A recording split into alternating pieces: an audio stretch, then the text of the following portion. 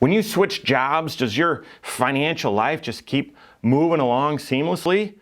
Do you actually take a step up in your financial life? You're able to accomplish even more than before?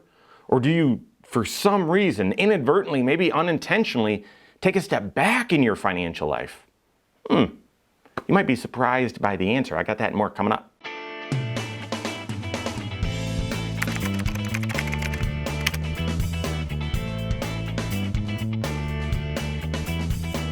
My name is Mike Bernard. I'm the host of the Wise Money Show. I'm also one of the certified financial planners right here at Cohorn Financial Group.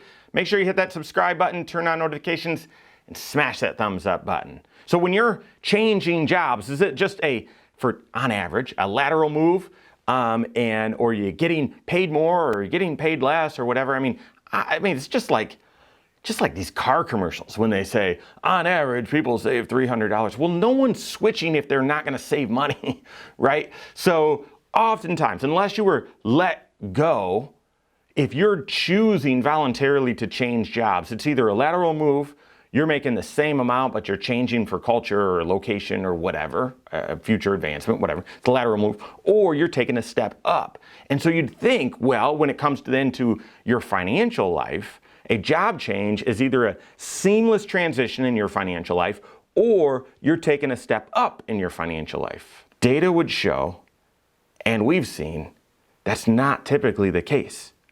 A lot of people take a step down in their financial life. How could this be?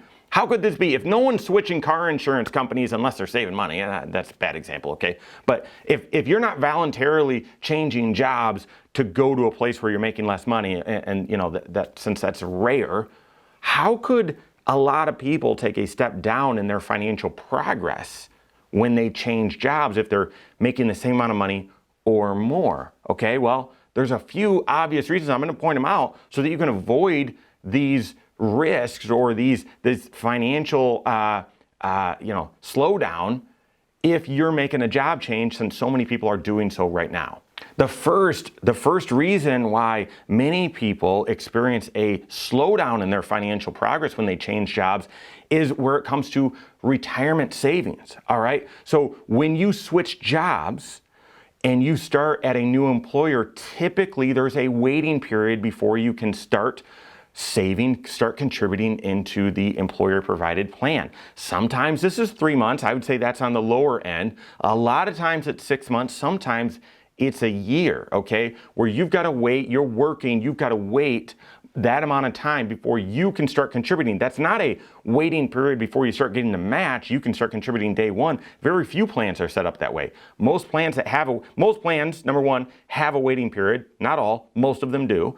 And most plans that have a waiting period, it means you've got to wait before you can start contributing that 6 months. And I would say that's probably average. 6 months waiting period is average. So that means there's a 6 month gap. You might say, well, that sounds harmless. Okay, I'll explain coming up. A 6 month gap in your retirement savings, all right? But here's the greater risk.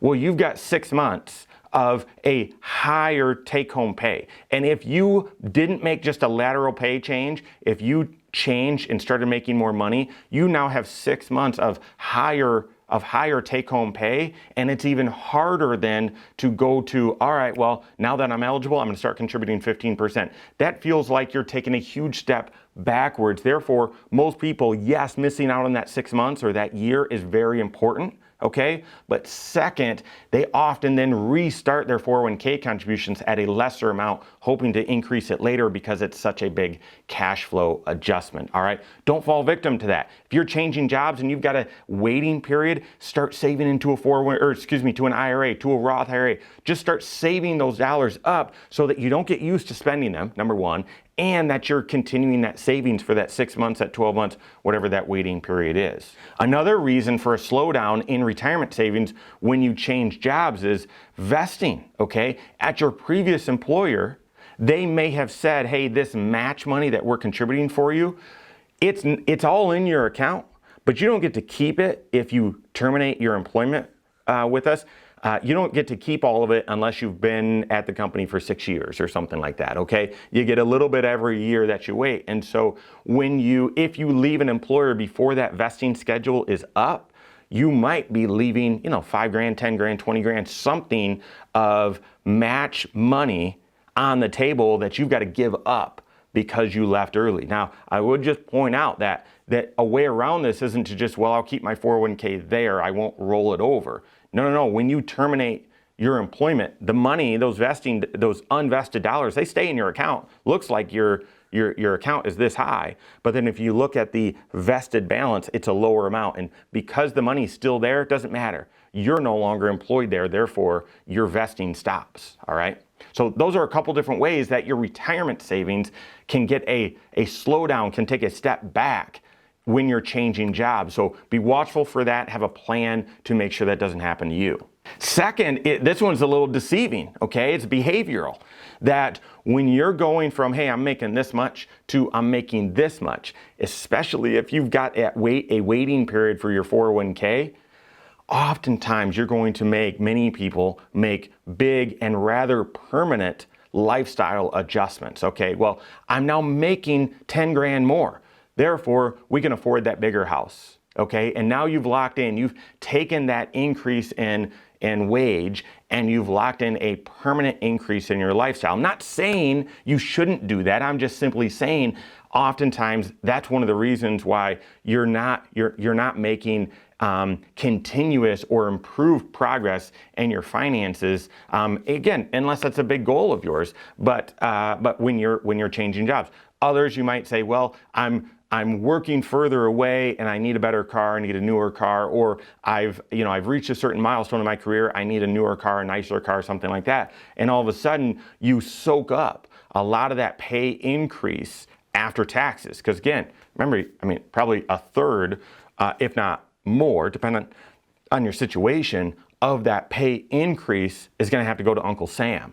And so be careful to permanently or pseudo-permanently increase your lifestyle immediately when you see an increase in your pay because you've changed jobs. If you see an increase in your pay when you change jobs, maybe making those lifestyle adjustments make sense and it all fits in your financial life.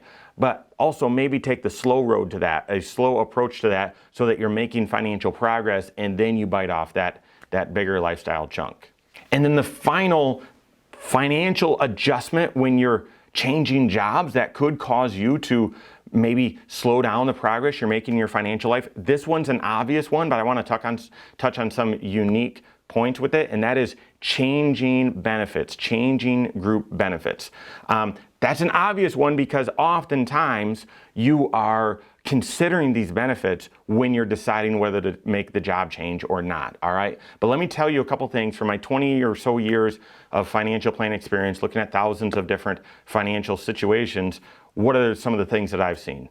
Number one, you might have group life insurance. You might be keeping your life insurance through your group employment.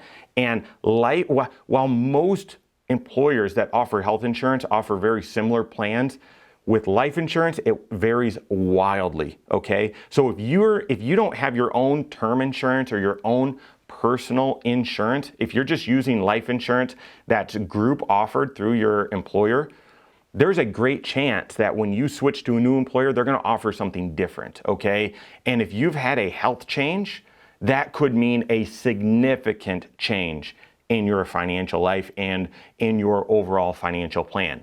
That's one of the reasons for us, you've got to take a needs analysis, a fiduciary approach to how much life insurance you need, the right type, and then where you should get it from, okay? I've seen lots of people struggle with risk because they've kept their life insurance through their employer, and then that employment changes and all of a sudden they're sort of left high and dry with life insurance.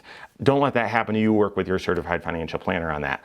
Second, health insurance, okay? This is a fairly obvious one, but health insurance, oftentimes when you're leaving one plan, one employer, and going to a new one, there's another waiting period there for health insurance. 30 days, 6 months, something like that. You've got to fill in that gap. Second, you might have already reached a certain type of deductible over here with your previous health insurance. When you switch to new health insurance, that deductible might not carry over. You've got to be watchful and planful for that. Work with your CFP. And then this one's more rare, but I still see it. And that is, you had pension benefits over here, or a certain type of employer match or employer contribution into a type of plan that you don't get over here. And oftentimes you would say, people say, well, that's fine. I'm going from this salary to this salary, so I'll make more money. I'll be able to save up that much. But rarely do people do that. I've seen people leave a public government